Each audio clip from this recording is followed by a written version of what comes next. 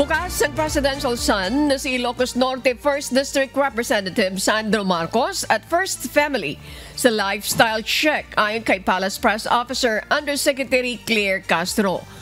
Kaugnay na rin ito ng ulat ng Philippine Center for Investigative Journalism o PCIJ na nagsasabing nakatanggap umano ang distrito ni Congressman Marcos ng 15.8 billion pesos na allocable funds sa Department of Public Works and Highways o DPWH mula 2023 hanggang 2025. Pinakamalaki mula sa 252 congressional districts.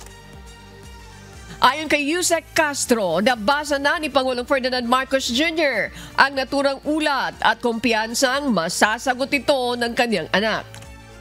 Nagpahayag na rin naman anya ng kahandaan si Congressman Marcos na sumailalim sa investigasyon ng Independent Commission for Infrastructure o ICI. Nabasa na po ng Pangulo ang nabanggit na report or pag-uulat ng PCIJ.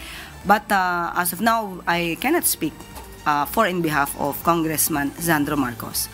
At sabi naman po niya, siya po ang nagboluntaryo. Kung ano man po ang issue sa kanya, siya mismo ang pupunta sa ICI para maimbestigahan po siya. Bigyan lamang po siya ng date para po magkaroon ng tamang schedule.